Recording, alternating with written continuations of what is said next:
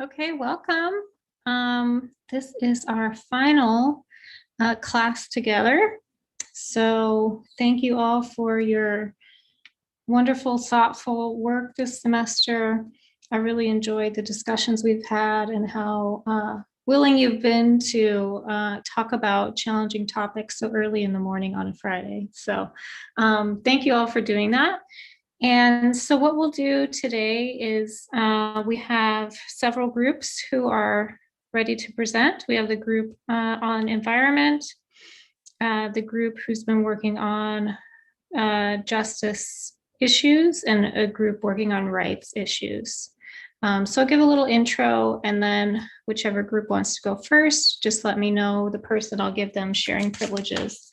And then I'll type up some notes as we go along. So if you see me typing, that's what I'm doing. So let me actually pull that up for myself now so I have it ready to go. And we are recording this just to keep for posterity. And it's also live streaming on YouTube. So if you want to share this with your friends and family, it will be there. So I'll send a reminder link for that as well.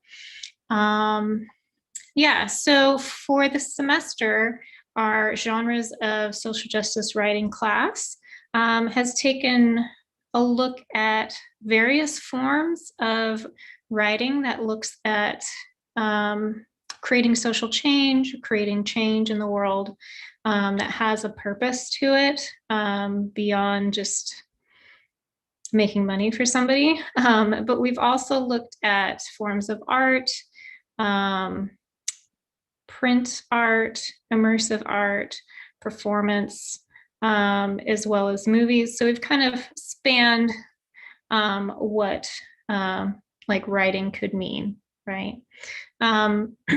So I guess what we'll do then, we'll begin with whichever group wants to go first, and I'll just ask that your group kind of keep track of each other just to make sure that we stay within kind of reasonable timeframes. But is there a group that would like to present first? It looks like Kaylin has messaged me. Kaylin's group is the Justice Group. Would that group like to go first?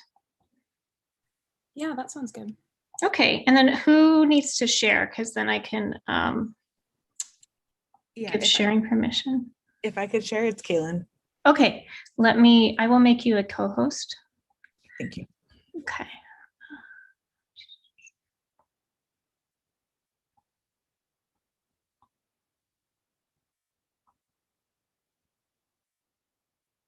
Okay, and then I'm going to mute myself and type and take notes, but feel free to start whenever you all are ready.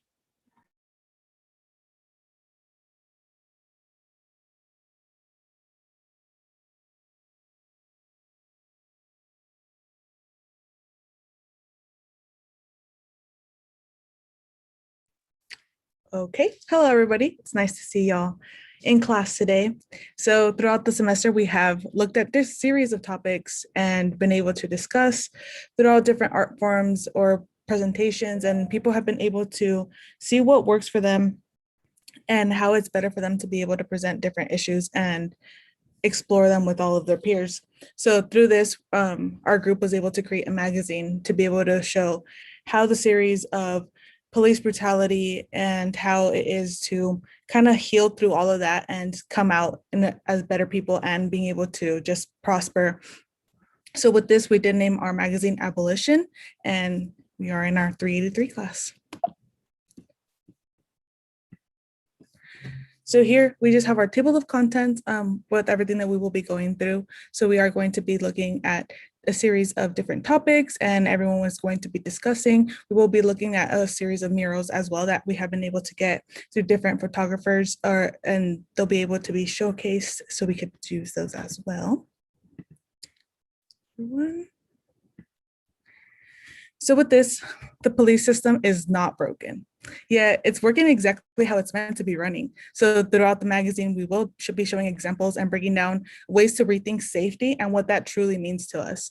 So Another topic that we see and it's in need is the breaking that school to prison pipeline. So it's a huge problem in our social issue right now, and it's not that healthy, and we need to see different ways of being able to heal within ourselves to be able to heal through those next 7 generations and looking at our past. So it's starting those conversations with folks of how to help heal those traditions that we have brought and through a series of oppression and continue to move forward with those. So just being able to bring all of our work and civil rights activists and being able to showcase that through the next series of years. So at the top, we can just see how a bunch of folks got together, even though there is a pandemic, and showing that not only is their health not the priority at this very moment, but it's the fact that it's like they're willing to put themselves through at risk to be able to stand for other people. And that it shows a lot because it's speaking many, many words without just being there and being present in the moment.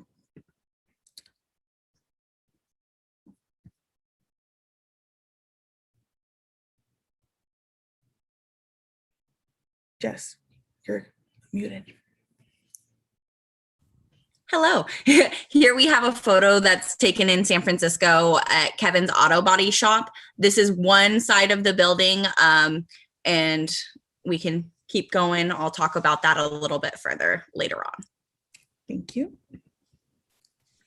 All right. Hi, everyone. This is my little section here. I kind of delve into the historical background of policing in America. So just to start off, I'm not going to read all of this, but I will kind of dig into the key points.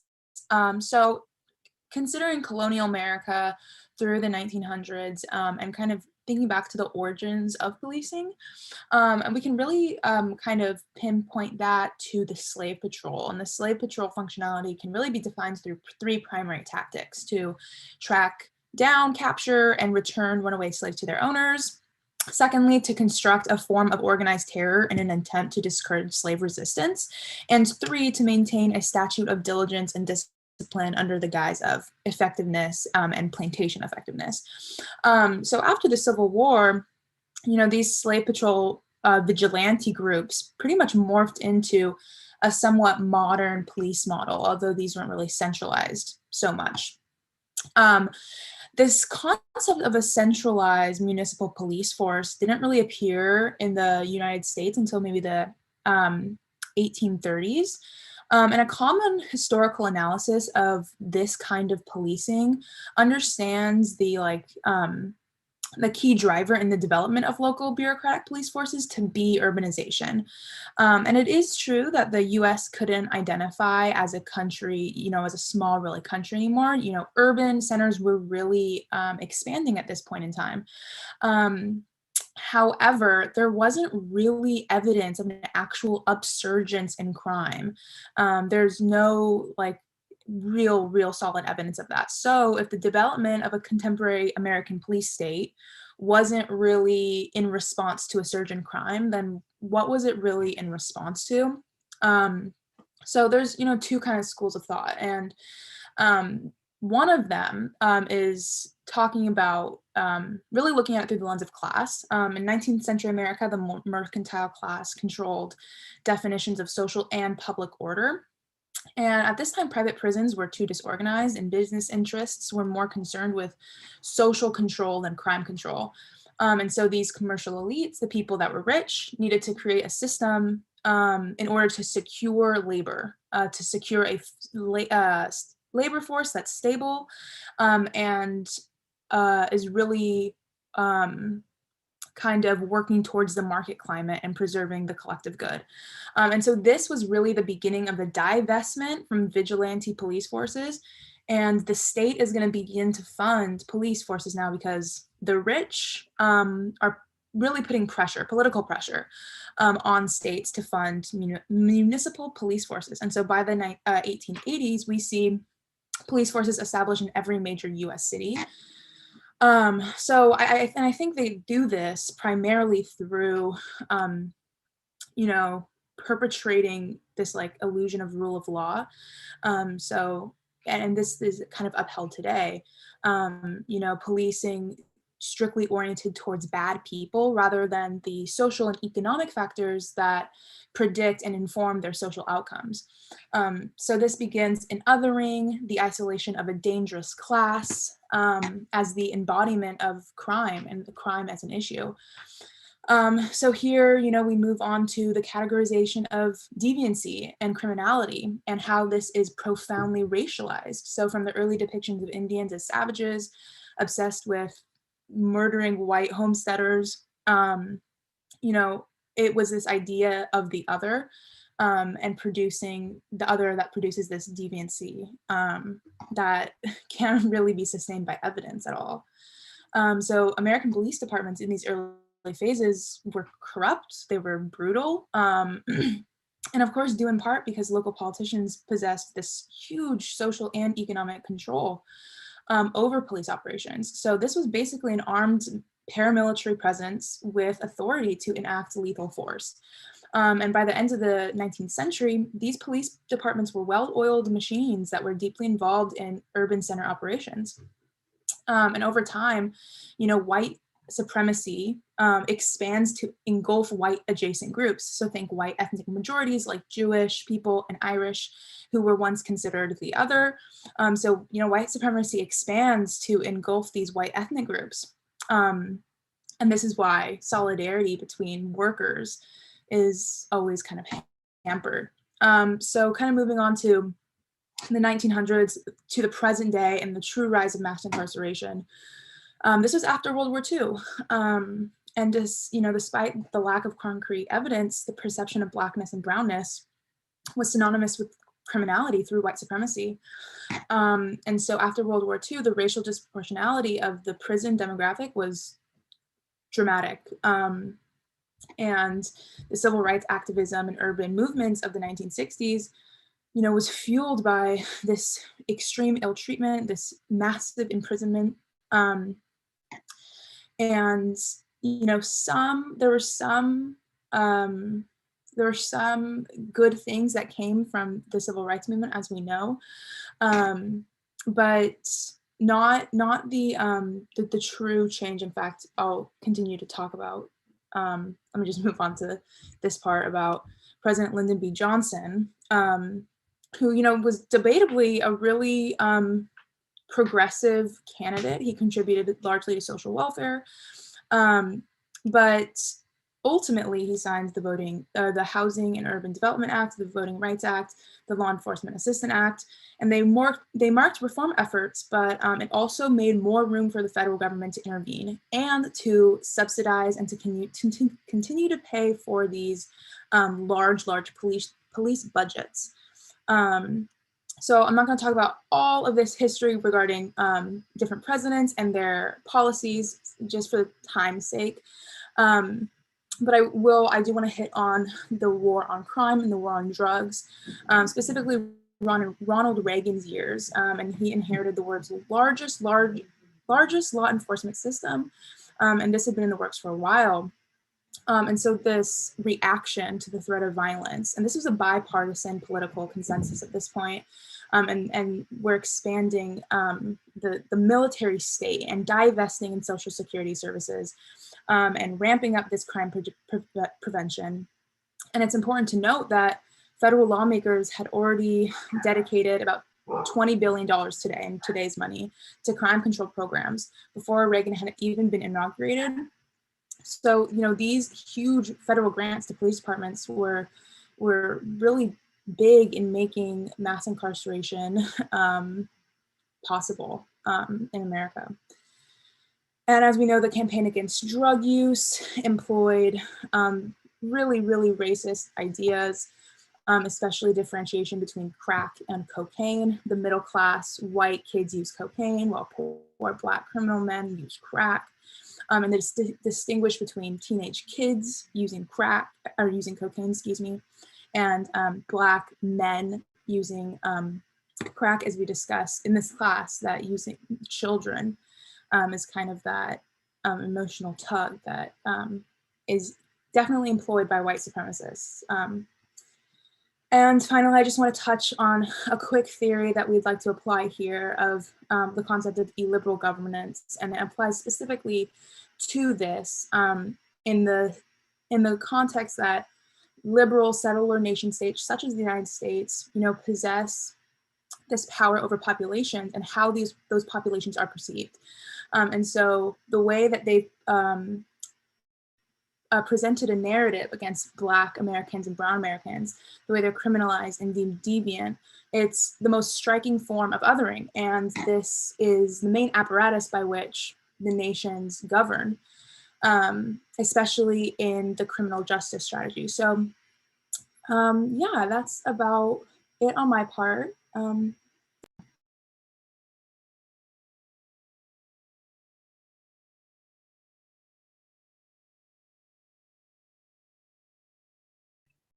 Here we have, oh, sorry, Kaylin. Go ahead, Jess. I was just thanking Kaya. Oh, thank you, Kaya. Here we have a few different photos of the same mural that is on the outside of a taqueria down on 24th Street in the Mission District of San Francisco, pardon me. It has a lot of beautiful detail in there, lots of it focusing on incarceration. You'll see some photos down at the bottom right-hand side here of policing, and then up at the top left, or pardon me, top right-hand side, you'll also see some prison gates. So that is just very concentrated on the mass incarceration issue that is prevalent within the United States. Thank you. And with that, we'll go ahead and pass it on to Eileen.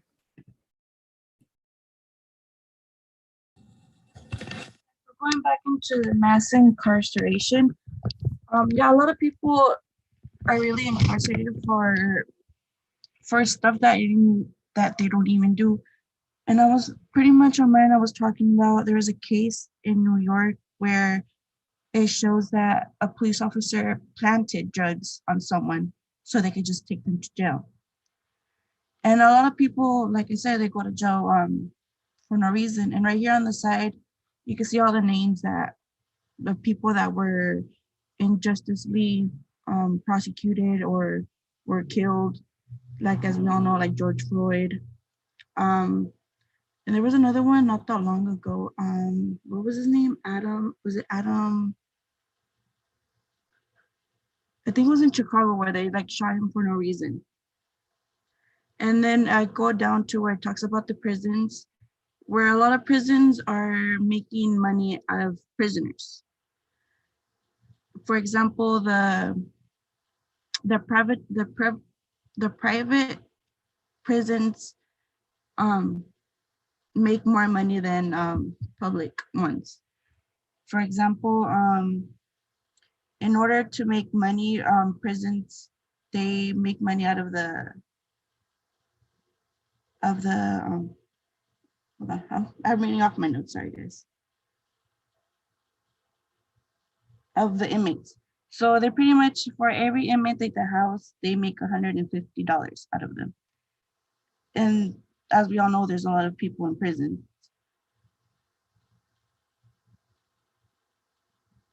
And that's pretty much what they do. Thank you so much. I'll go ahead and pass it on to Jess so she can go ahead and tell you about this. This was also on 24th Street in the Mission District of San Francisco. If you drive along that street on both sides, there are many different murals. This one in particular was on St. Peter's Church, and the whole 90 degrees of the building have different aspects of murals. They have Martin Luther King Jr. on there, along with some other indigenous, looks like deities of some sort.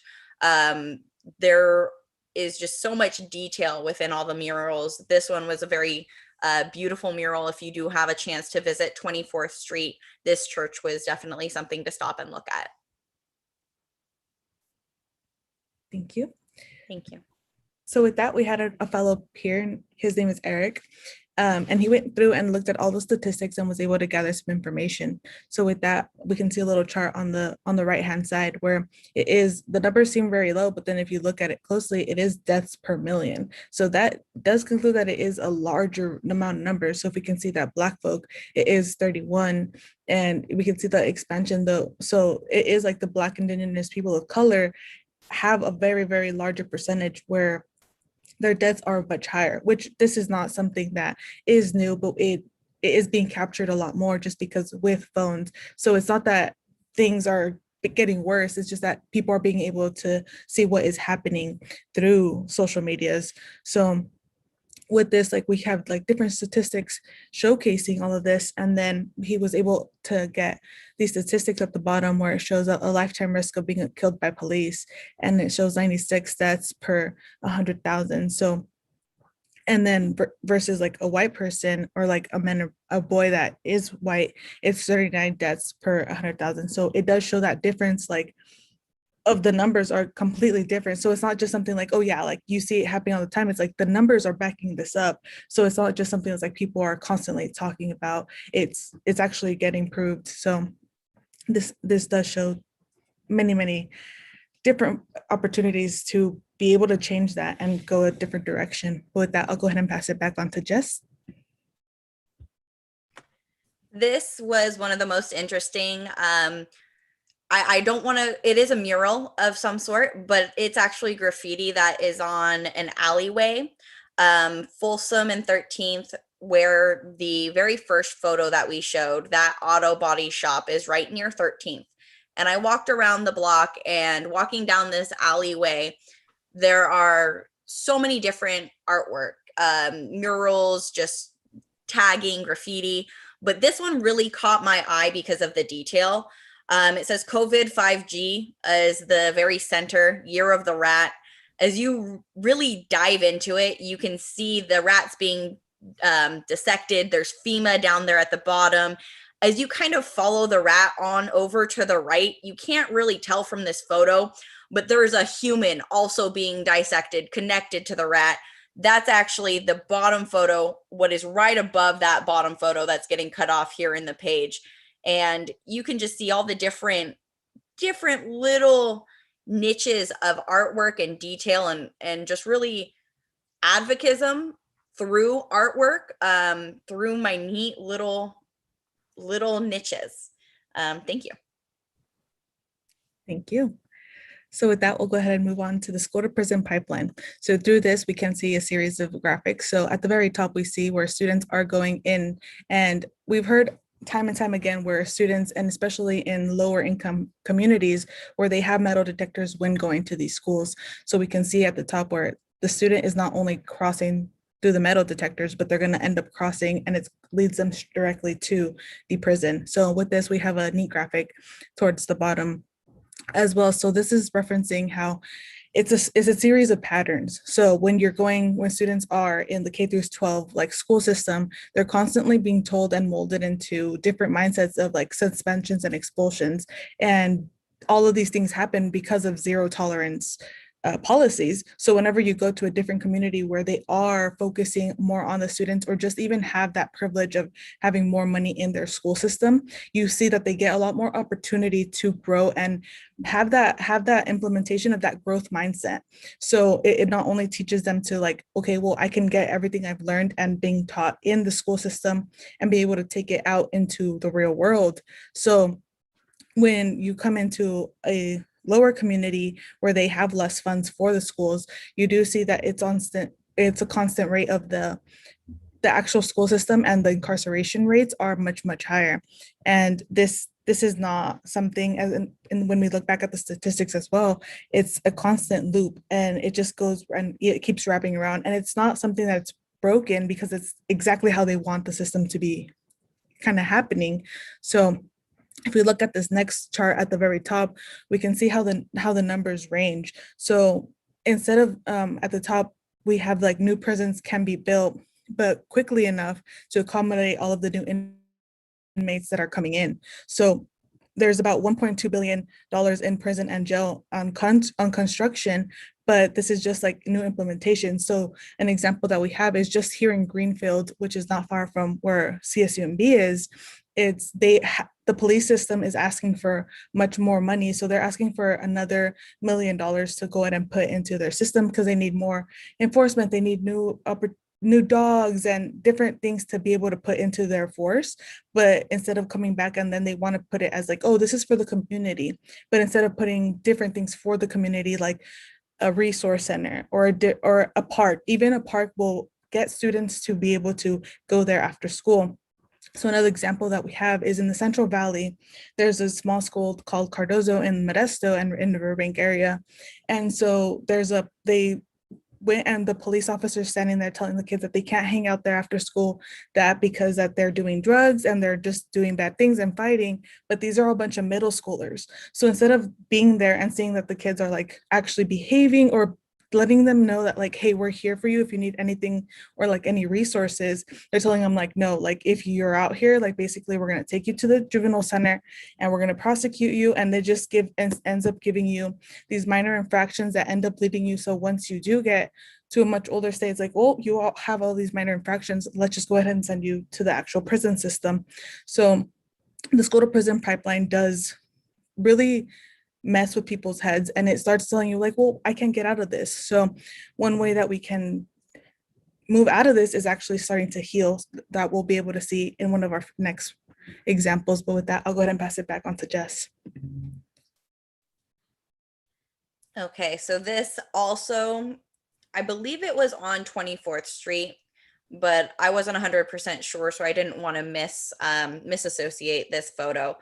But what really caught my eye is the ice chest down at the bottom. That's an actual ice chest that they have ice circled and crossed out as a sanctuary. And there's a lot of very political photos and representations on this little corner block. I believe it was on the backside of a convenience store. And it's just beautiful. If you guys want to look at it for a moment, that's all I really wanted to say about that, is you find hidden gems everywhere through San Francisco, especially supporting activism for the community. Thank you so much. So with that, one way, going back onto the school to prison pipeline, something that we can help heal is getting organizations like Milpa. So Milpa is a motivating individual leadership for public advancement. So Milpa's mission is to cultivate change makers for the next 7 generations, and they create opportunities for cultural healing, intergenerational leadership, empowerment through community-driven decision-making, and healthier communities in general. So Milpa gets together, and they usually, whenever you see someone and you're like, oh, well, what kind of degrees do they have? When you come to Milpa, they say like, what are your life experiences and what have you gone through?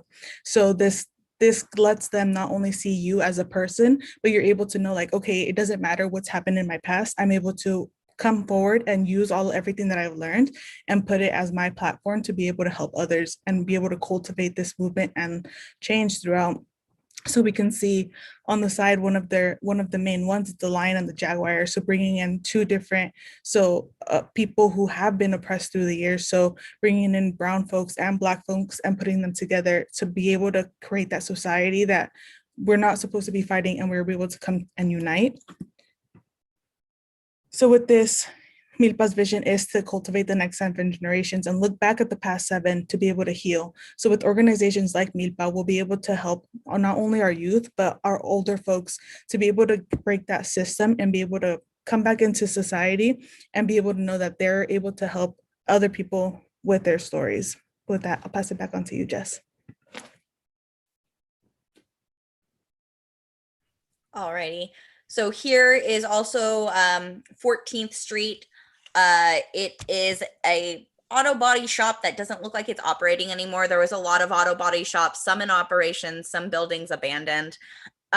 This was really interesting to me because you can see the photo of the woman, or the drawing of the woman in the background, and there was sea life and some other designs to this mural, but it got tagged over by what I can only see as some writing. I don't know the association with it, how relevant it is, but that stood out to me as two clashings of cultural artwork, both for different activism reasons, and not each is clear, but it was really interesting to see both artworks, one even obstructing the other, but it still brought power to both of them. Thank you. Thank you so much. So with that, we were able to reach out to a couple different poets and artists and be able to send in their work that shows their activist work. And so first and foremost, we have a young person from the Central Valley. So this is their poem and their story that they wrote. And in the back, we do have the Delta, which is everyone over there wakes up and it's like, we have the Delta breeze.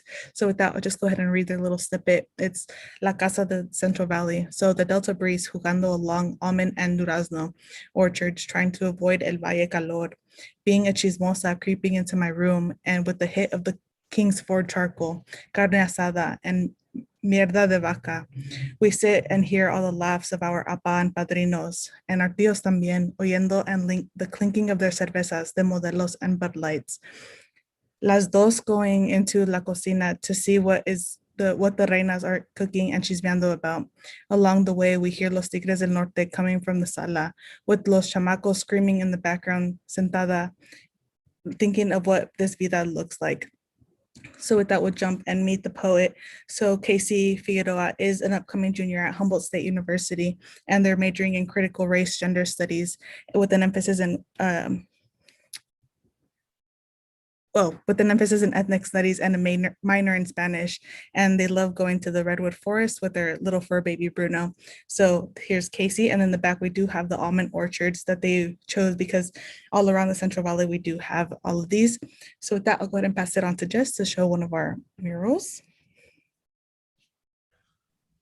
Here is a mural that was on the backside of an industrial building on 16th and Carolina in the Mission District of San Francisco. And it's actually a whole bunch of photographs that were pasted onto the wall. That white section on the left-hand side of that first picture is the photograph falling apart, but you can still see a lot of different time periods, different peoples. Some you recognize, some you don't. Some signs are readable, some say vote, and some are a little less polite. There's some cuss words on there if you really zoom on in down to the bottom right hand corner. But moving forward, just showing the diverse aspects in one piece. Thank you, Jess. And with that, up next, we do have a poet that came forward and was able to show 3 of their different pieces. Jess will be able to go through and share a couple of snippets to them. Thank you, Kaylin. Alrighty. So this first piece, I am just going to read a few little portions of. Actually, I'll be doing that for all 3. This one is called A Call for Social Activism. Where to begin? A piece about social action should be easy. So much wrong in the world has been wrong and is still wrong. Where to start? The maze of issues is infinite. Issues smother the world, polluting the atmosphere. Too many issues in this world to keep track of, which deserves to be a piece of social action writing. What separates the plethoras of past issues scribed between those worthy of being acted upon? What calls for social action? Is your case social enough to hold gaze, to create riots? Are there others out there craving, calling, crying? Can the world hear the cries for action from the past fight? Does my sorrow baptize your lungs? As they drowned, can you see the light? Is my pain enough to call for action inside a society suffocating my existence? Change is all that I ever have in my pockets. Maybe a hair tie or a bus pass. I'll pass on the buses nowadays. I'd rather walk, stay healthy that way. I can't afford not to work. I can't have a sick day. Full-time barely makes ends meet in this town. Livable wages, my ass. I work hard. I don't want government support, but I need assistance if my job is taken from me, held by a string right outside my reach. All I need is a lift, maybe a stepladder. Where is my support? When I reached as high and as deep as I can go. Who do I turn to? What must I do? How do I eat? How do I stay safe? Stay at home to stay safe. No. How do I keep safe at home? Home is a cell. Home is where my mind takes over. Mental safety is not talked about. Not talked about like my cousin who hung themselves or my other 14-year-old cousin found by his older brother with a bullet in his head. Mental health is so very important. Why is it taboo to talk about? Those things are meant to stay inside my brains and the thoughts, but the thoughts really, are they supposed to be trapped inside my head? What if there's not enough room in there for my brains and my thoughts? Thoughts can become a prison when left to ferment too long. Living trapped inside myself by choice of self, depressed by a dying world, a failing system, where to go, what to do, what will help. I see change in the world, but change like history. History repeats itself. You can't change history. Where to start? Where to end? Does it even make a difference? Humanity needs to reform, a reform of expression, a social action call for social activists, a call to draw attention to all unjust forms of injustice. When the world screams and yearns for reconstruction around every corner, what do you do? Okay, moving on to poem number 2. This one is titled Colorfully Perceived Intentions. Colorfully Perceived Intentions. I'm just going to read a few stanzas from this one. When you dream, do you dream in color? As the dreams seep into the days, do the colors stay the same? Are you part of that kaleidoscope or merely observing? When color spectrums shift, where do your mind go? Where does your mind go? Do waking perceptions distort the hues most illuminated? How does the mind decipher from one color from several intertwined? Does it matter what colors are primary or secondary? Can intentions be swayed by shifting shades? Who's responsible to decide that verdict? Blue, like asphyxiation from the innumerable depths of the vast bay. Ocean blue, merging, inviting crystal colors, mingling and dancing against seemingly contrasting deep, ominous aquas. Dark as the overcasted night during a new moon, or sky blue, sky for the limits, blue for the downtime. Color combinations continually coordinated can combust consciousness. Patterns emerge when the colors are intentionally conjoined. Stars take a center stage when surrounding by blue, red, and white. Privilege allows one mind to drift towards images of flags and freedom. Others are dragged to the dark night with flashing lights and shiny brass stars. Continued circumstances constantly churning can cause clashing colors. When asleep and the colors paint your thoughts, do you see in color? Are your colors transparent, matte, neon, opaque, faded? Mix them all together. Can your intentions be seen clearly? Does the Sandman bring you different colors when you dream compared to your nightmares? When the minds forget the dreams, do the colors remain, or is your canvas wiped blank? Do you still dream? What colors are the brightest when you dream? And nightmares, are they the same? Are the colors the same when you can segregate no longer from the colors from your mind? What do you see? Gray, gloomy, bright as a foggy day, because it's never black and white. Thank you. The final third poem here is titled Incarceration of the Masses. Incarcerating the masses has not decreased crime in communities. Merely making the fundamental issues deteriorating foundations. The war on crime is not a cure. But a law and order placebo.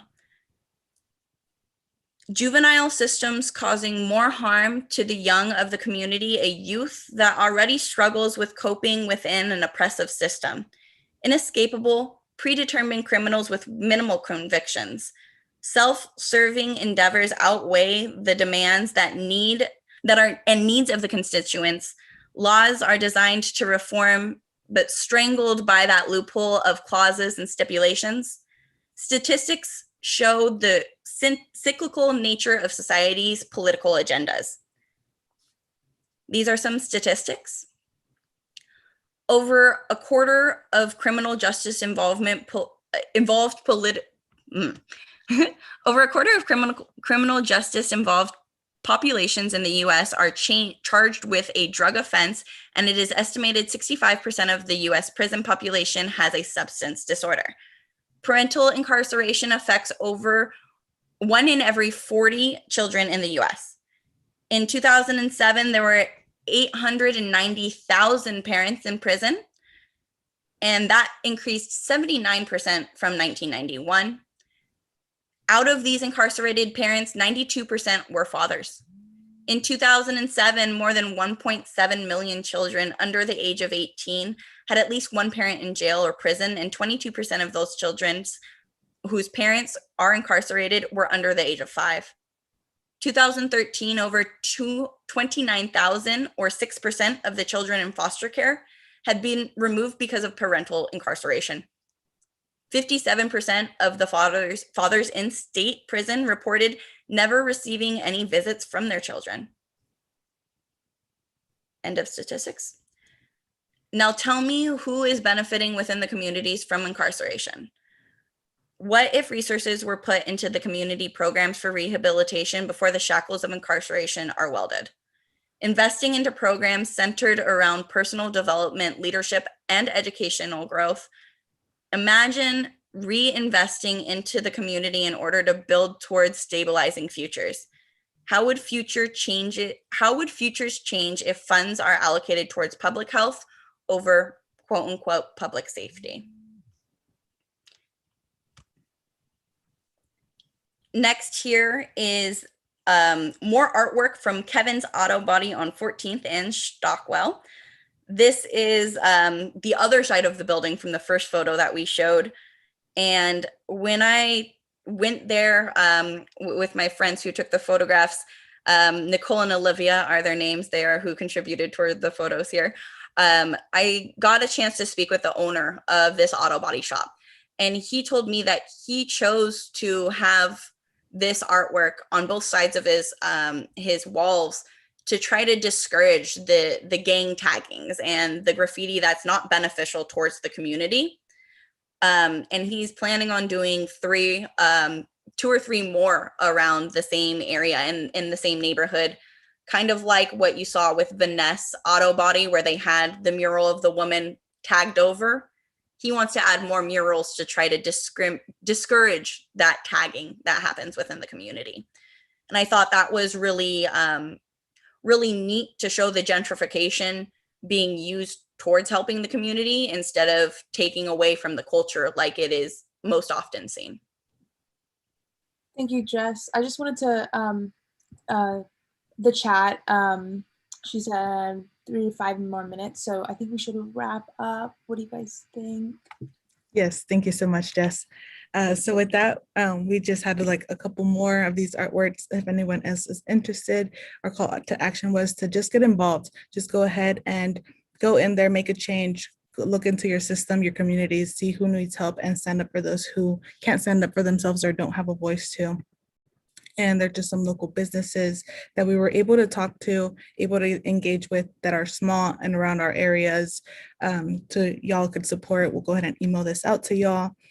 And then some of our contributors, this is our team that we were able to put the magazine together. And I really appreciate each and every one of y'all. Thank you for your hard work. And then our works cited pages with, so with that, we leave you with that it is certain and that in any case, that ignorance allied with power is the most ferocious enemy justice can have. That's by James Baldwin. And at the bottom, instead of buying, we're going to go ahead and break out of that prison system and move on forward. Thank y'all so much. Thank you. Thank you all. Okay, wonderful work. This is a really impressive publication. Excellent work on this. And it was very like visually appealing, like everything popped. Did you all use, what did you use to create this?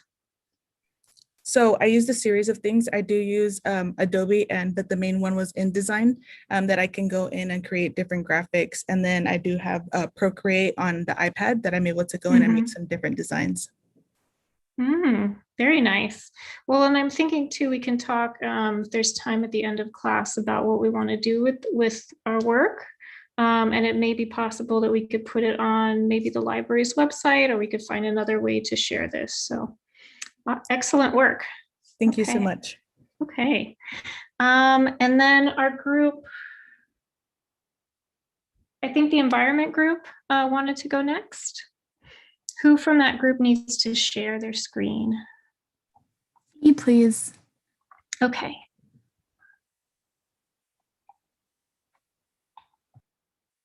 Okay, so you should be able to do that whenever you're ready.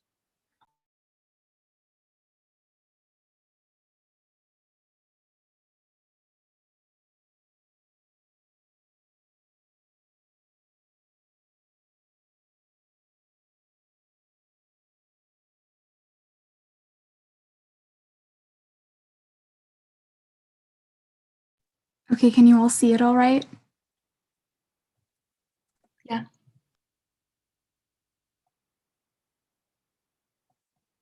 Okay, let me see if I can move around in this. I can't see the... Okay. Hello, everyone, and thank you for joining us. My name is Carolyn Lockling, and today my group and I will be presenting on urban heat islands and why they are an environmental injustice. We chose this topic because we wanted to focus on climate change and how it impacts urban areas. At first, we took a broad approach and each explored a different facet of climate change. However, we ultimately decided to focus on urban heat islands because they were something none of us were familiar with prior to this course. We further narrowed our focus down by deciding to study how historically racist laws and protocols have impacted low-income and BIPOC communities within urban areas. The medium we chose to deliver our research through is a podcast. We felt that it would be an easily accessible and concise mode to introduce the topic, explain why it is an issue, and provide solutions. Our intended audience is the general public. Given our topic is relatively obscure, we wanted to raise awareness about it and hopefully inspire others to take action. Some of our suggested solutions are tailored so that they can be implemented into one's day-to-day life with ease. Others will require other parties to be involved. However, informing the public about them can be effective in initiating action on that front as well. For this project, I have had the pleasure of working with Alani, Pamela, Viviana, and Anne. So, like I said before, we chose to do our project in the form of a podcast, and this was achieved through recording a Zoom meeting. Our team member, Alani, edited the clips into a podcast format for us. We chose this method, again, to raise awareness about what urban heat islands are, as well as to encourage action to address them. I contributed to the pre-planning process by suggesting urban heat islands as a potential topic.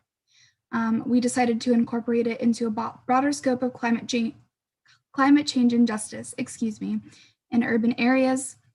And I would have touched on urban heat islands, specifically the history of the phenomenon, what conditions cause them, and why they are an issue. Our original plan had been to write a research paper on this topic. However, for the sake of time and ease of understanding for the audience, we chose to instead make a podcast. I recorded my audio clip through Zoom and then emailed it to Alani for her to edit. Within my portion of the topic, I still focused on the history, causes, and why, or introduced the issue. Some key points from my research are as follows. Urban heat islands were first discovered in London by British meteorologist Luke Howard. He noticed that the city's temperature on average was 3 degrees warmer than the surrounding rural areas. Howard attributed this difference or artificial warmth to the city's structure. Urban heat islands were named by Gordon Manley, a climatologist who later built off Howard's original research. And they found that urban heat islands are caused by a high population density within urban areas, tall buildings, concentrated pollution, and a lack of green space. Within the United States, some of the most intensely felt ones occur in Las Vegas, Nevada, Denver, Colorado, and Albuquerque, New Mexico. And with that, I will be passing it on to the next speaker. So some of the contributions, I'm not sick actually, I should erase that part, but some of the contributions that I made to this project were I helped with research and pre-planning and kind of deciding what our project would be about. At first we decided that it would be about climate change and we're more broad about it, but after we decided that we wanted to make it into a podcast, we also decided we wanted it to be more concise, that it would gain better viewership as a podcast than a paper would typically get because it's easier to listen to for 20 minutes than to read a long paper, and it would gain more awareness in that way. We had some difficulty meeting for a singular recording session just because we all have very busy schedules during finals and everything. So I had each member email me their 3-minute clip of them talking about their different issues from our pre-planning stage.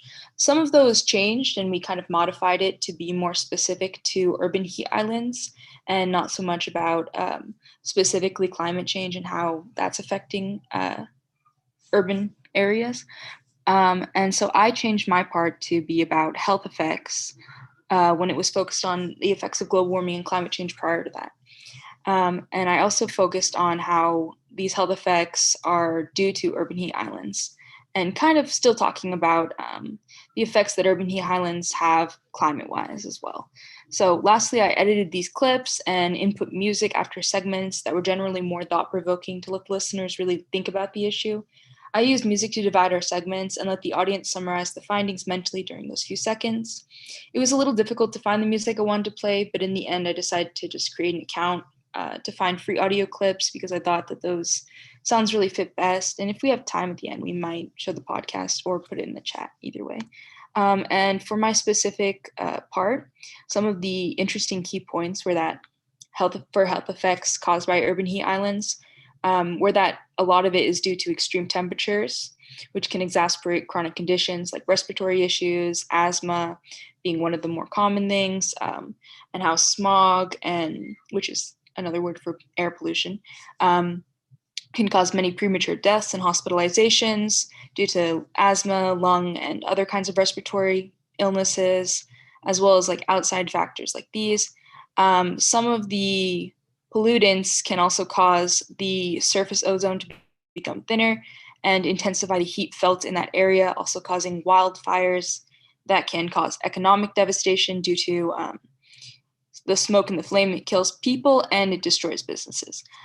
So those are some of my key points, as well as some of the diseases like kidney disease, increased risk of stroke, heart attacks, lung cancer, and chest pain, which are known tied things to pollution. Okay, and that is my part.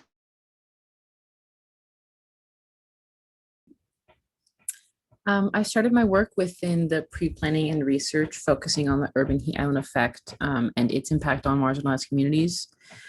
As my group members had shared before, we started this as a research paper format, but realized after a few weeks of the requirements would have been really difficult for our audience to reach. It would have ended up being over 50 pages. So after group discussion, we decided that the best format for the intended audience that we wanted to reach would be podcast, since it's an easier way to cover a really dense topic. And for the topics within the issues we focused on, I decided to do my research on how it impacts marginalized communities, with data gathering who it impacts as well. Specifically which groups are impacted the most, and with the exception of health impacts, that was done by Alani. And I focused the makeup of those, I'll focus on the makeup of those impacts most by the urban heat island effect. I used a source within my section that gathered data from the largest cities in the world, which came to the conclusion that 72% of cities in the study disproportionately impact poor neighborhoods in the city. I also I also discussed how these impacts cause poor and marginalized communities to suffer the most since they don't have the resources financially to keep themselves cooled down during heat waves and other heat related, with air conditioning, because they sometimes don't even have access to electricity, so it's not an option to have air conditioning or fans. I also touched on how poor neighborhoods heat up the outside environment with less efficient and cheaper air conditioning when they do have access to electricity, which worsens the pollution problem and increases health impacts. By focusing on this specific topic within our project, I think I created a better understanding for the scope of the suffering that this problem causes in people's lives. That was my section. For this project, I was assigned to research laws that affected the injustice that people go through in urban areas, as well as redlining laws that places minorities to live near places that affect their health. I found 5 different resources that will help me transmit the information to the audience. After changing the research paper into a podcast, we were required to record a 3-minute recording in which I explain in detail information about these issues that affected urban areas and minorities.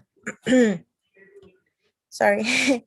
This research helped me realize that the decisions taken in history have affected today's roles. There was a special resource to talk about how the government decided where people live. During this time, there was when minorities were able to afford housing, but in certain areas only. Therefore, and like they had like a map and which were like with different colors, in which wealthy people, middle class people, and minorities will live in.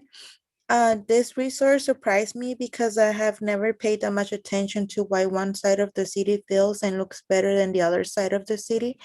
But based on my research and personal experience, I noticed that most minorities in urban areas live close to factories or fields, making them at risk of developing diseases that could last a lifetime or even take their life away. Another focus that was assigned to me were solutions that have been attempted by the government in order to solve this injustice. During my research, I found out that in 1982, I believe, residents of Warren County, North Carolina, they stood up for their community against the plan to dump contaminated soil in their community. This was the first time minorities fight back for the injustice they were living in.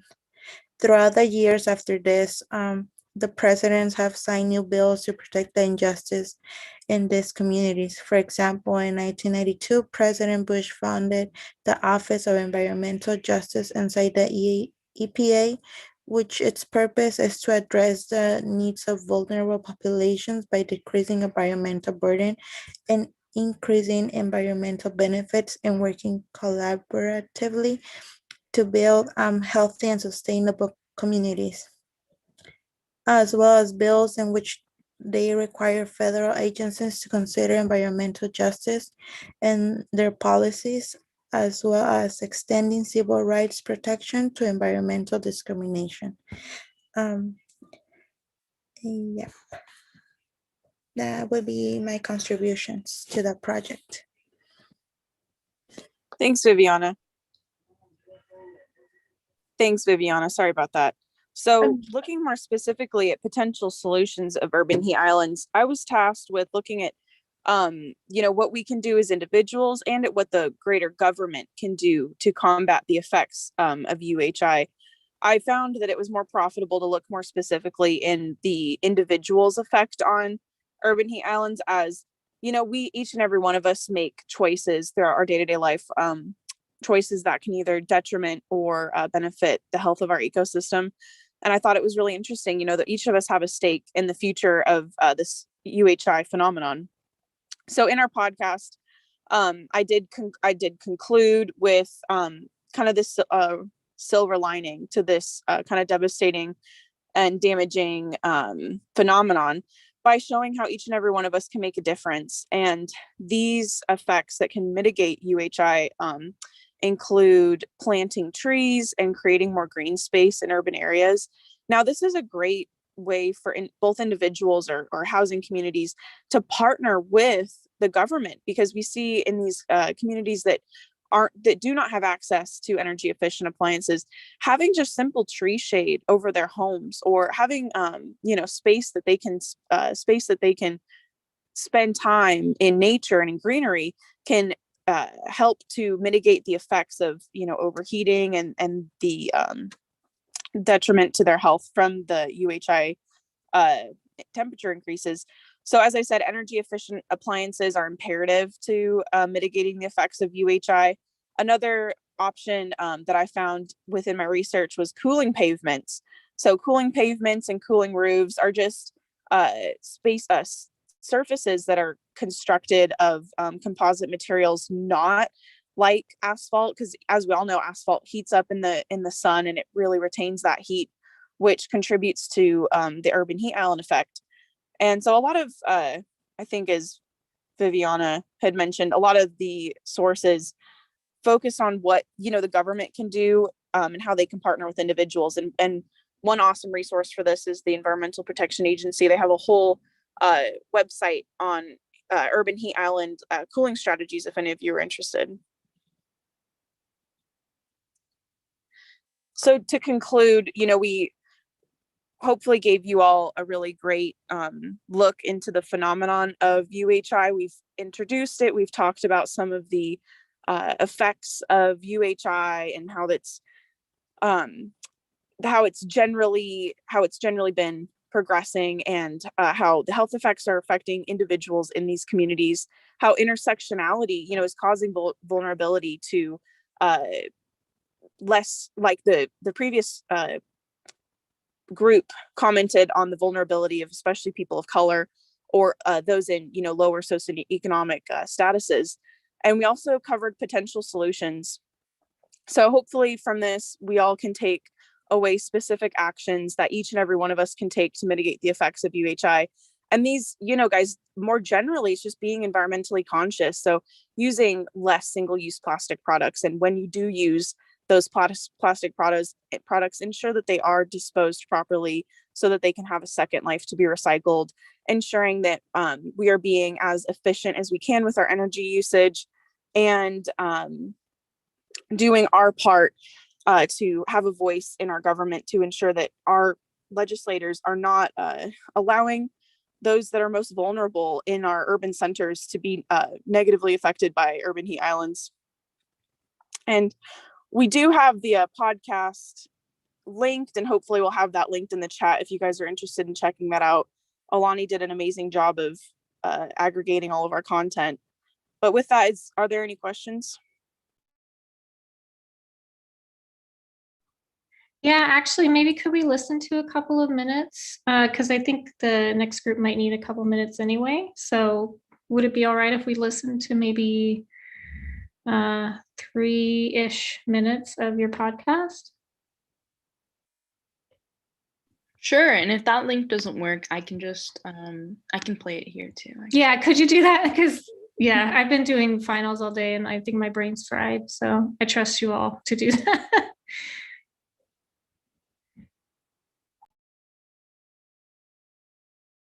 Sorry. So when you click on it to share, just make sure that you select if you're showing it from your screen, that you select on the lower left-hand corner, the spot that says share sound, or you can go to advanced sharing and then share sound from there. If you can't get it to work, I'm sure I could get mine to work. You hear it now? Yes, and then did you select share audio or? I just played it on my computer instead of on the. Hello, everyone, and thank you for joining us. Can everyone hear? My name is Carolyn Mockling, and today we are going to. Yeah, why don't you guys show? Just send me a link. Maybe I'll pull it up from there, and then I can just share the audio directly, and then just tell me what you want.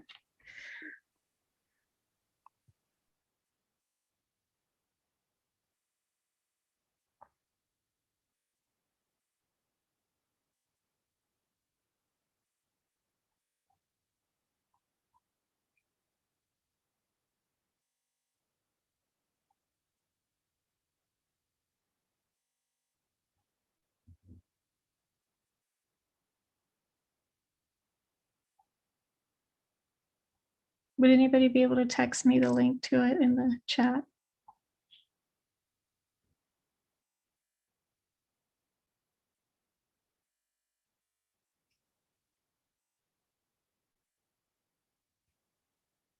Sorry, I'm trying. Okay. Computer is not listening. Any of my group members are faster than me. If anybody drops in the chat, I can open it up. Ah, awesome. Okay.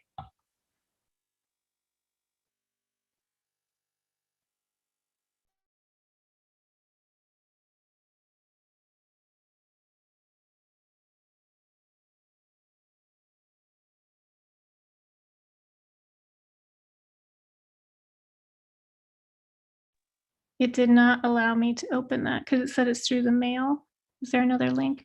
If not, we can just listen to it from yours, Alani. I don't think there's something.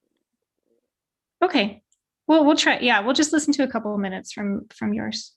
Okay.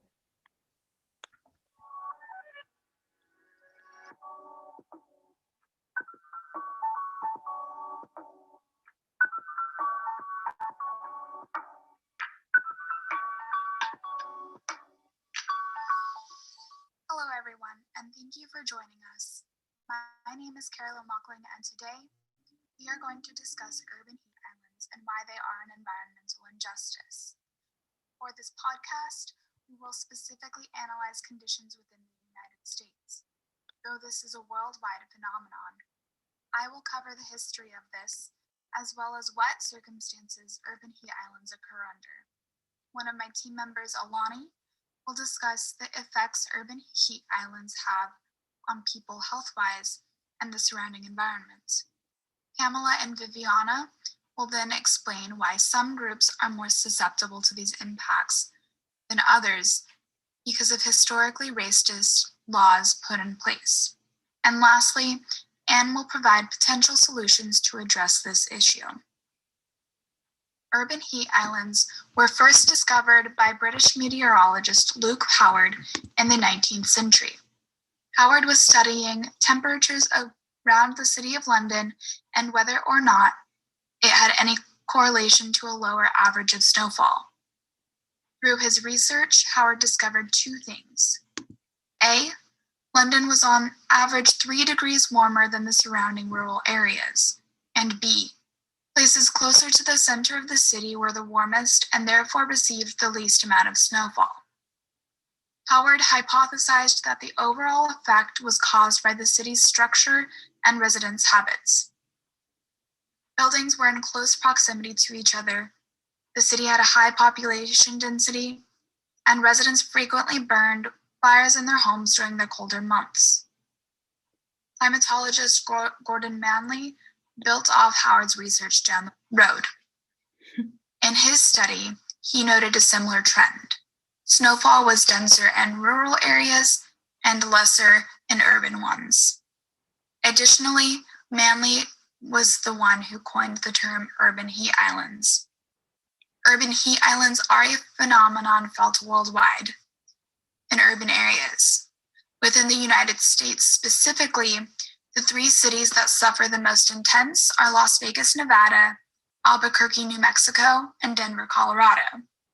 These cities, among many others within the United States, share in the conditions that Howard identified contribute to the formation of urban heat islands. They still have high population densities, even more so now because the human population has grown since the 19th century. They have tall buildings, concentrated pollution within urban areas, and an overall lack of green space. Industrial materials such as concrete and asphalt, as well as the use of inefficient air conditioning and other electronics, further exacerbate warming conditions within urban areas. Consequently, city residents are subjected to extreme weather conditions. Alani will further discuss how exposure impacts these communities.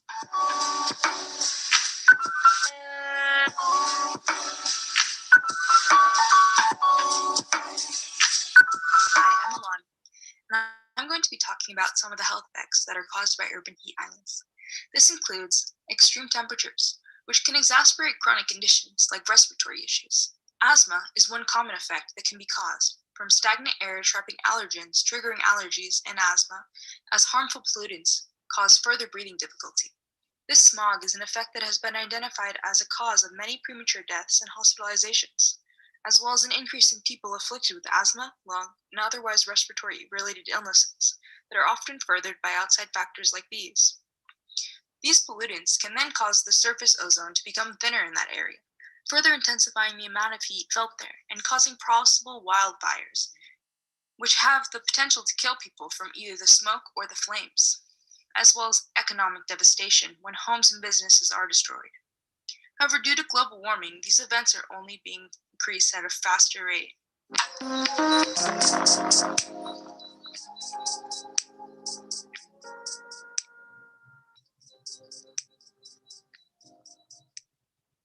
Most commonly. Okay, so Okay. Oh, no, go ahead. I just saw thank you group. Yeah, great work. Okay. Well, I'm excited to listen to the whole thing. And it sounds like everybody spoke, they enunciated really clearly and spoke slowly. And the music provided a nice transition between each spot. So, okay, good work, everybody. Okay. And then our final group that is working on rights. Who will be sharing? I will be sharing. Okay, so let me make you a co-host.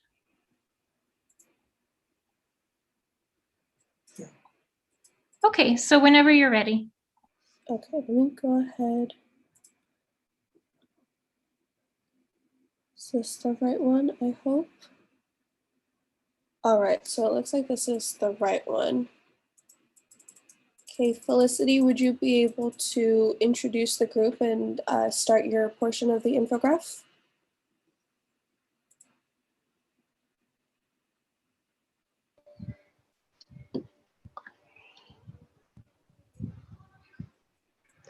All right, so for my group, there is Lexi and Jesus, and basically each of us did a different part of disabilities. I handled basically the disability overview and how it's how that means in like society, how it's branched off, where it's categorized. And then Lexi kind of handled like the impact it has on young women and young adults, especially for young girls. And Jesus looked into the commentary that people place in the stigmatism and the way that they have been treated. Whether it's, you may not know it or not, but how like what your words say and kind of impact it. So for what, since I covered the basically overview, there's basically 2 different types of disabilities, but it's really kind of 3. So there's like the intellectual disability, which is also known as ID.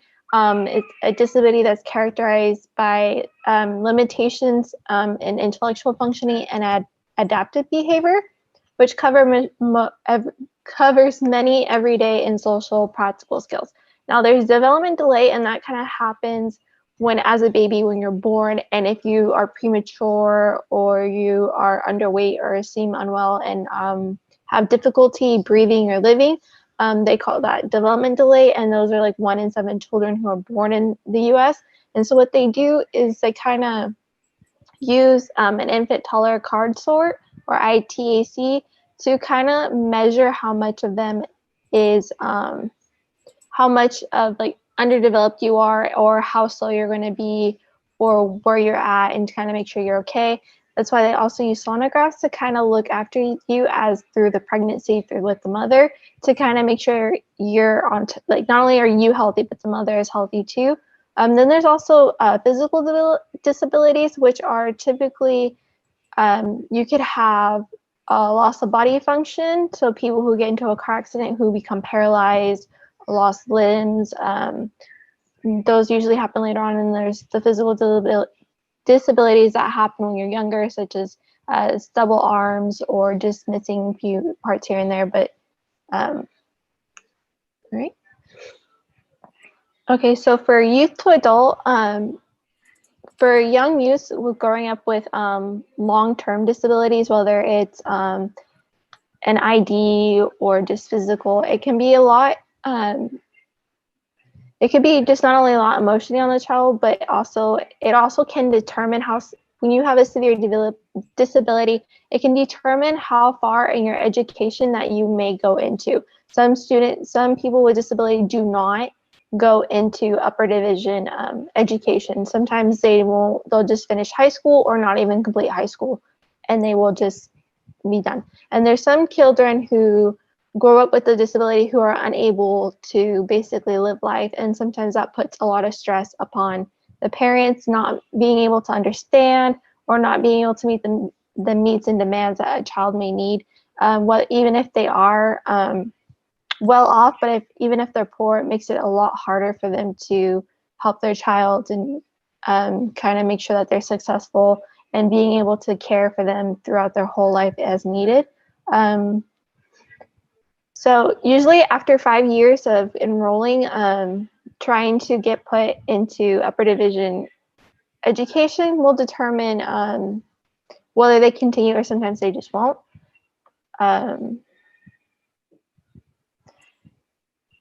And then for the parents, it can also be a hard time coping and adapting to those changes that may need, say, like when your child may not be as badly disabled, but later on they may become more disabled depending on how well their body has adapted or not adapted to their situation and environment. All right. And then in the workplace, it is vital for employers to not only know what your the people you hire, what type of disability they have, but also the knowledge behind what it would take for them to meet their needs. And if they're able, that's why in applications you see a list of like, how severe is your disability? Can you lift this? Can you do that? Because what they're doing is they're kind of rating you, whether you're disabled, they're rating you against an able-bodied person, and you're being paid and you're kind of held up to the same standard as an able-bodied person, even though you are disabled. And that's how you're paid, is kind of like how much you're able to do as much as an able-bodied person, which kind of can be tough, but sometimes they prefer it just because then they would rather be seen as a regular person, even though that they do not have limitations. So provided the same conditions, so like functioning in society, including the rights to make decisions about their life and not having a caregiver, some adults who are disabled become under what they call a ward, which is basically you're under the care of someone else and they determine your lifestyle, the way you're going to live, where you're going to live, and kind of where you're going to be at for the rest of your life, while they handle everything else about you, from what you eat, your clothes, your care, medication, all that is under the ward. Could be a parent or guardian sometimes, depending on what happens to your parents. The differences between employment rate of people with disabilities ages 15 to 64 and those without disabilities is about 20% difference. The level can be a disadvantage of people with disabilities, especially those in post-communist ones. People with disabilities working according to their level of education are still a lot rare. And it's also not only just knowing about the characteristics of the disability, but also the demographics and where they live and their structure behind it. All right, and then with COVID, since COVID has happened, it has changed and impacted the way children especially receive their care and if they're able to reach a hospital. So what hospitals have been doing is rationing medicines and any medical needs that they may need, or not only just medication, but wheelchairs, things like that, and been rationing those types of things. And what they've been doing is offering clinics or health, giving them information about health. It's health. Oh my gosh, I just had it. Health policies, like health benefit policies that they may have or substitute under their hospital, or what the government is offering that they may not have known about before. So that way they're still able to get the care that they need. And then I'm going to hand it off to Lexi. Okay, so because disabilities is a very broad range, we thought it'd be very difficult to try and identify all of the possible disabilities that there are, and advocate for all of them, which we do want to do. But the biggest thing was that we wanted to focus on some of the disabilities that aren't really talked about. Obviously, we know like some of the big disabilities, but that's kind of where Jesus and I came in, and we wanted to dig a little deeper on more specific disabilities and how that affects that certain group of people, not just the whole general aspects. So what I did was I looked into the over-sexualization of women in media and just the societal set standards of beauty on young girls and kind of how that affects them in the later life, and kind of how that will affect them once they get to their adulthood, when they're ready to start a family, when they're ready to, be at their best. So the over-sexualization of girls and young women in advertising, merchandising, and media is harmful to girls' self-image and healthy development. It's found in like television, music videos, magazines, literally every form of media that you can think of. There has been some sort of over-sexualization of women in media. And it's shown to have negative lasting effects, such as like cognitive functioning, where the person's confidence and comfort within their own body is undermined. They develop physical and mental health problems like eating disorders, low self-esteem, and sometimes even depression. And there's also an inability to develop a healthy sexual self-image, which really will impact them when they get to that age. So there's a study done in 1 year.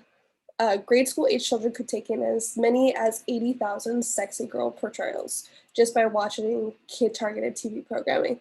And this is just women who are portrayed to look more feminine, more sexy than what normal people usually look like. Because obviously, if you look at celebrities, they're beautiful. They put so much money and work into their bodies, but also that takes into effect as to how people like us don't really have that kind of money to be putting in the money to beautify ourselves and look a certain way. So girls as young as 5 and 6 aspire to look sexualized. They want to wear the short skirts, the belly shirts, lots of makeup and heels.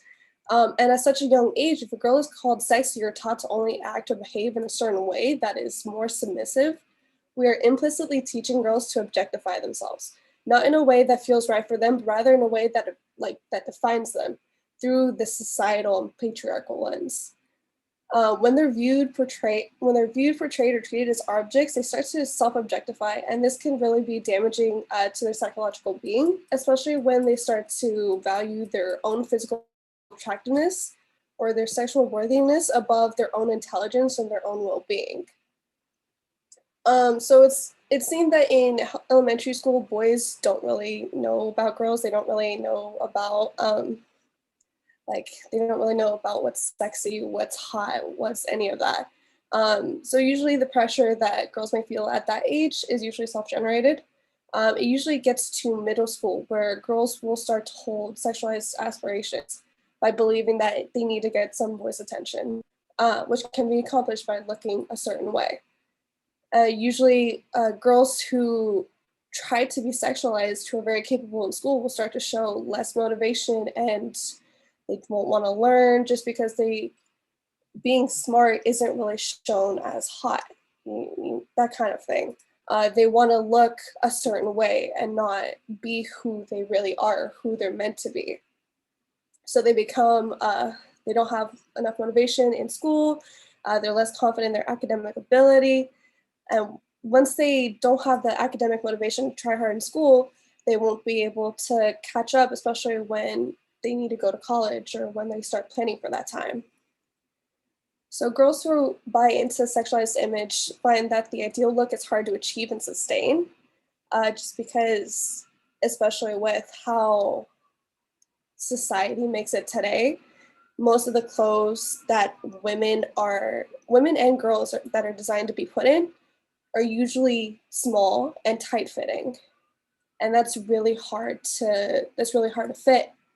So they'll want to look thinner than their bodies are designed to be. Girls will start to develop anxieties when they don't meet that current standard, when they don't fit into those clothes, when they don't look a certain way. They're exposed to societal pressures to look, dress, and act more sexually attractive. And this can often be seen in female celebrities when they're wearing like a specific type of clothing in music videos or on award shows or on social media. And these women are so strong role models that the way that they dress, pose, and engage in like conversations can actually be very impactful to girls because they look up to these women. And if these women are only showing a specific way to be, then these girls will only want to be that specific way. So there are policies to protect young kids from images from cigarettes, alcohol and drug use, and even some cereals that contain too much sugar.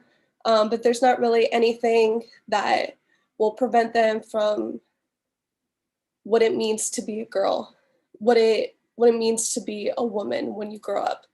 So ultimately, families are on their own. And unless girls can develop a healthy understanding of what they are seeing or hearing and know that the media portrayals of women don't mean that they have to change themselves, they can easily start to internalize and interpret these portrayals in unhealthy ways. And that's kind of the end of my portion.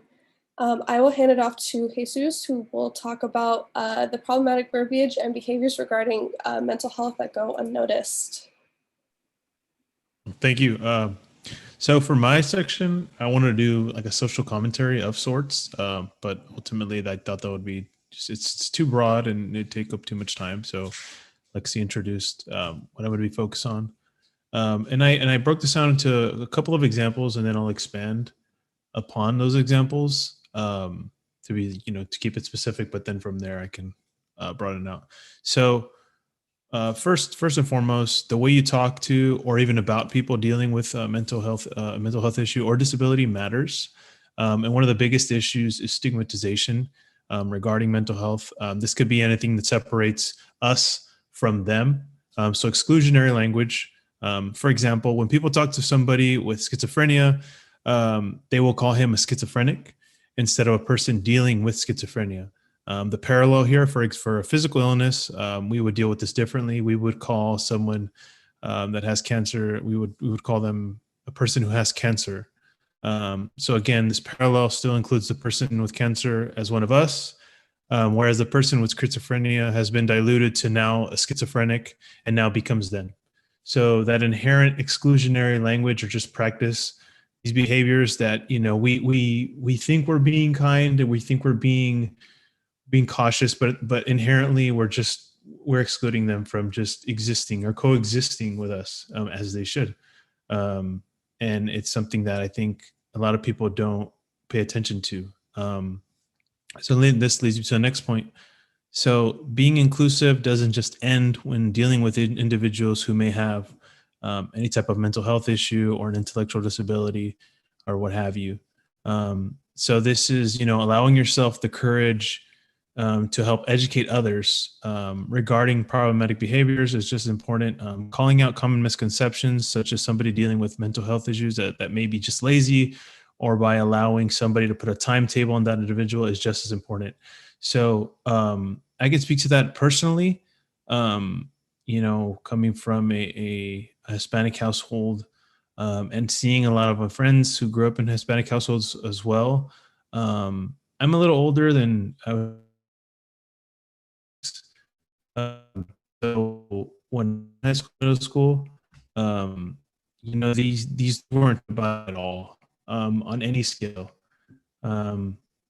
So a lot of times, maybe a kid or whoever, you can tell they're dealing with someone, but because we were so uneducated and so just ignorant at the time, they're just kind of like everyone viewed them as, oh, they're kind of lazy, or they're just kind of they need to put forth more effort, or or how we would say is like dale más ganas, so give more effort, and it's hard now because now what the things that could have been dealing with are just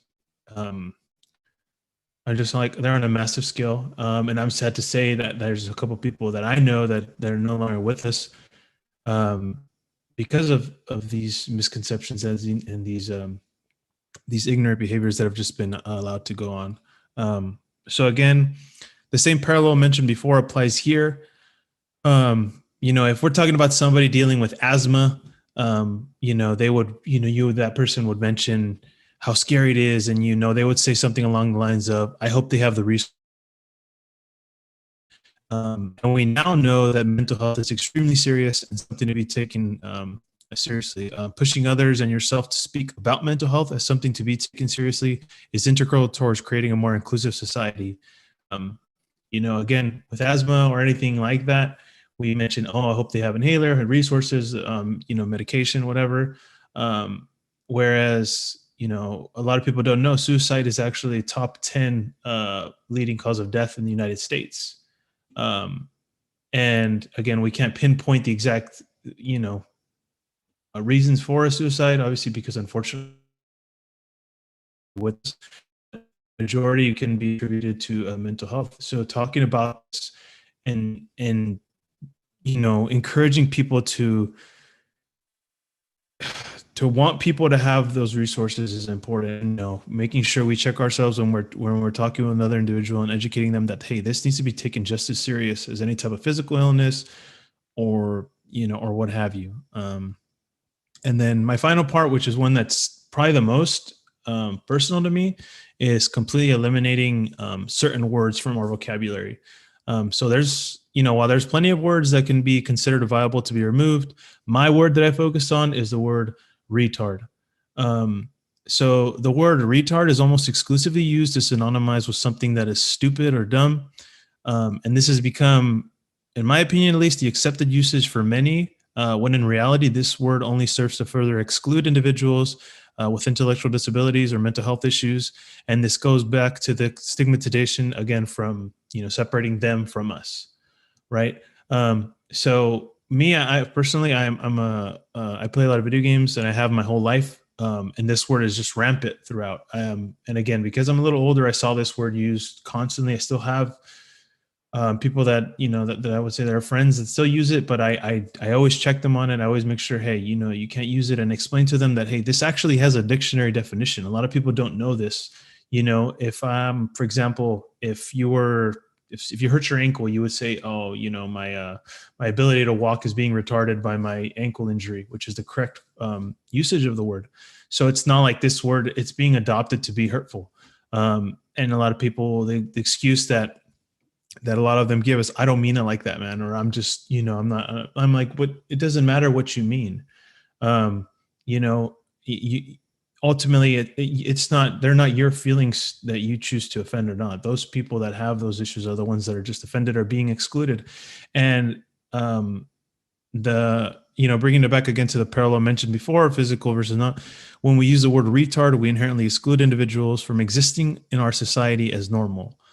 These individuals already have extenuating circumstances, so they can't actively give, the energy into defending themselves against these slurs, and neither should they be expected to do so. And this is one that I always tell them: if somebody were to use a slur against myself, for example, who's Mexican, I can defend myself. I have the energy because I can, at the very least, these slurs are being acknowledged enough to be insulted directly due to negative perceptions. Whereas the usage of the word retard is as hurtful, but it's being accepted as a substitute for words such as stupid, even though is just as hurtful and exclusive. So, for example, if someone were to come to me and tell me, then I'm a wetback, right? While it's hurtful and it is exclusive, it's being accepted as hurtful and exclusive. The word retard is not, right? It's being accepted as a substitute to, oh, it's just stupid or dumb, which is not true. It's just as hurtful and exclusive as another slur that would be used against me or any other community, for that example. And that's something that needs to be, talked about. Because it's this word is rampant. It's prevalent everywhere, and it's been a big part of my mission, at least, to try and make it clear that this is not okay. But again, because this was so broad, I can only pick a few examples, and I hope I was able to shed some light on some of these issues.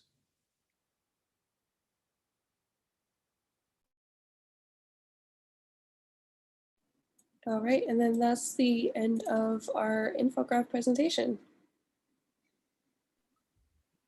Okay, thank you. I'm excited to see what your final products look like.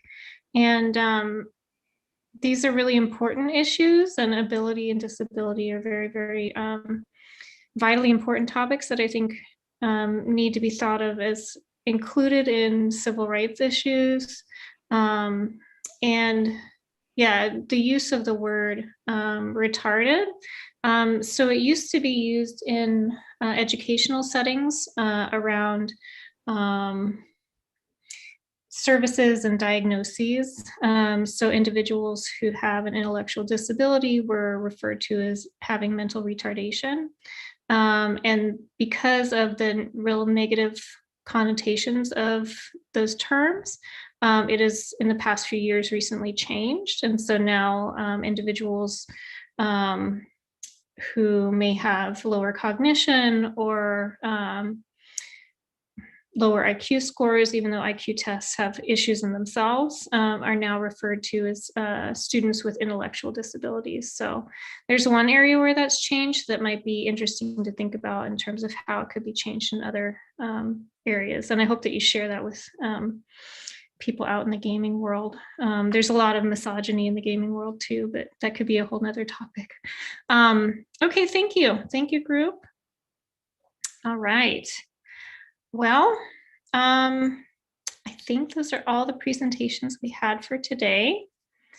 So I would just like to thank everybody for all of your work. I really appreciate everything that you put into that and all of the emotional investment along with the research and analysis and everything that's gone along with it. So I really appreciate all of your contributions. And so just make sure that your group turns in your work to me by Thursday evening, by midnight, if you haven't done so already. And if you have any missing work, any missing journals, please do those by Thursday midnight also. Any missing work, just make sure to get it in, okay? But I would like to thank each and every one of you, and I wish you all well. If you're graduating, I will be there at the drive-through graduation this weekend, so hopefully I will see you. But if not, I hope to see you all in person one day. Thank you so much. Thank you. Okay. Thank you for the great class this semester. Bye. Thank you. Professor. Thank you. Thank you, Professor. Thank you for everything, Professor. Thank you. Thanks, everybody. Thank you so much. I really Thank enjoyed you. the class. Oh, good. I'm glad you took the class. So great Yeah, work. I can't wait till one day, probably next semester. I have to see what classes but hopefully Okay. I'm able to take a class with you in person. Yeah, well, I'll be around. So Awesome. Thank you so much. okay. Have a wonderful Thank day. you. Bye-bye.